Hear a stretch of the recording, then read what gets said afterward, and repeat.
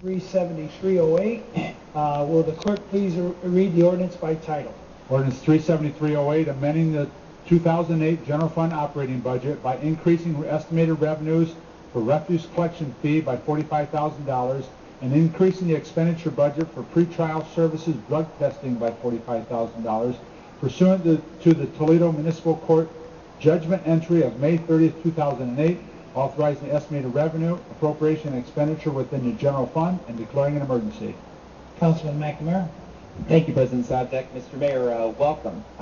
We've never had a conversation about this subject, and that's okay. I'm all for open debate, and there's certainly been a lot of debate on this issue since you're here. And while I realize probably which way you're leaning, I at least wanted to give you the information that I have after numerous discussions with Presiding Judge Coleman over the drug testing in municipal court. You should know that there has been a lot of political polling back and forth, as you do know, between the administration and municipal court. But on this issue, the drug testing issue, the judges have worked with the city in terms of lowering the cost of drug testing. The original cost was about $65,000. They have changed the number of screens they're doing per week, and they've also changed the number of drugs per screen that they do. So this amount, while there are some serious issues that need to be looked at in terms of efficiency in the municipal court, is not anything inherent in the municipal court itself.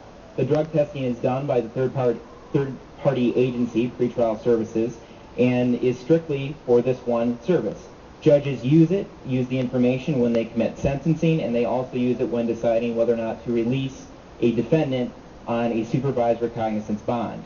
It is important that we send the signal to the members in the drug community that we will not tolerate drug abuse. And I think rejecting this ordinance sends a very bad message. And that message is financial times are tough, so we're going to be soft on crime. We're going to be soft on the drug war. So I hope you support the ordinance. Thank you very much. Thank you. Councilman Collins. Thank you, President Sobczak. I wasn't going to make a statement on this issue until my colleague, Councilman McNamara, because we were the two obvious individuals that engaged in a spirited debate over this issue. With all due respect to my colleague's statements, and I agree with him for the most part, however, it was the court that decided where the priority would be. And we had a public hearing on this in Law and Criminal Justice, and it was the court who advised us that they placed us at the lower rung of their importance when it comes to pretrial screening. Now, that was not arbitrarily decided by council. That was a decision made between the county and the court, sir. And so, therefore, if they really felt that this was that important, let them go back and reprioritize and adjust the services that they need. Secondly, in the terms of this situation, these people have not been convicted of any crime. They've been merely accused. Now, I'm not one to believe that after an affidavit is filed, that a person will be drug-free, should that person be physically and habituated to a controlled substance. However, having said that, the reality of this issue is this. Should an individual appear before the court, and that individual demonstrates that he or she has engaged in the use of controlled substances, the court has never demonstrated to this councilman's satisfaction that it has taken any action in terms of eliminating that person's ability to remain free on the streets under the bond. The court has never done that. It was a suggestion from this councilman and some of my other colleagues that since a conviction hasn't been obtained, and since this is used in a post-sentencing circumstance, should that individual be convicted, then allow that individual at their own dime to pay for these drug tests. Because if the court is not going to hold an individual accountable by compromising that individual's freedoms, if the distance between the street and $6.50 a drug test is reality, I believe the street will win and the $6.50 will come out of the individual's pocket. Now, going to the indigency side of the argument, 60% of all cases heard in Toledo Municipal Court are individuals who are defined by the court as indigent, which, in terms of the numbers at that time, the indigent who have been defined by the court as such, they can always find a way, as a general rule, to pay 10% to a bondsman and find their way out to the street. It is for those reasons that I would urge you to support the 5 colleagues and I, and send a message clearly back to the municipal court that we're not doing business the way we did it in years past.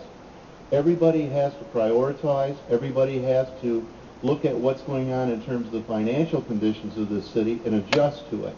We are not an open checkbook. Thank you. Thank you. Passage? Mayor Finkbeiner. Thank you, Mr. McNamara, for your presentation. It was excellent, and I understand the position that you are taking. And Councilman Collins, I thank you for your Point of order, with all due respect, Mr. President, there is a question on the floor. We ask for a vote. According to the council rules. I understand why the mayor may not always come down here, because it seems like when I do, I am treated rather rudely by some members of this council, and I'm going to, since I've been invited to break the tie and say another word or two, Councilman Ashford, I'm going to finish my statement, sir. Mr. Thank President. you both very much Mr. for President, your with all due respect, can we ask for a vote? presentations.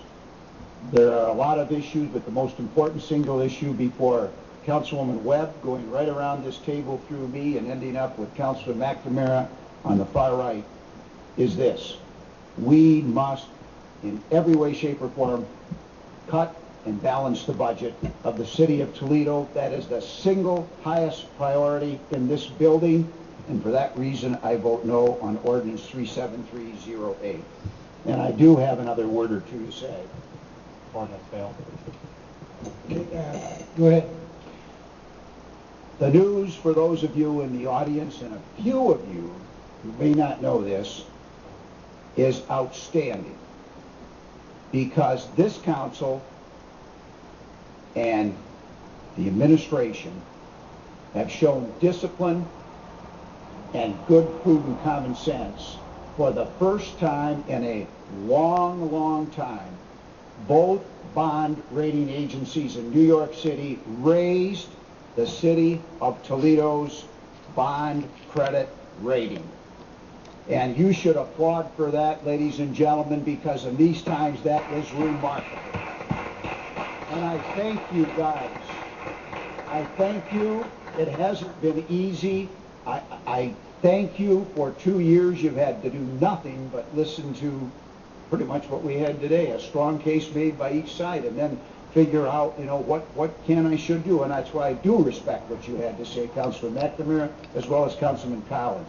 Standard & Poor's just yesterday informed us that they have assigned an A+, strong capacity to pay principal and interest rating, along with a stable outlook to the city's bonds. This is a welcome upgrade in the rating from 1 year ago. And I might add, they called us just within 72 hours before giving us this rating to inquire at the very last minute about the status of employment at General Motors and Jeep. They were very concerned about the reports of late last week out of both, and I wouldn't have bet a plug nickel, in all due respect, on this particular one that we were going to get our bond rating raised. But George Sorantu and John Sherborne in the audience, and those of you who went to make the presentation, outstanding personal representation of the bond rating agencies. A little bit earlier, and we held it because we thought if we got double good news, it would make it work twice as exciting. The debt rating from Moody's arrived on July 3rd. Moody's has assigned an A3 upper medium grade rating and has upgraded our negative outlook to a stable outlook for the city's bonds. Ladies and gentlemen, in this climate, all I can say is thank God, hallelujah, and I am very, very obligated to each and every one of you, as well as to the administration. I'll call on Finance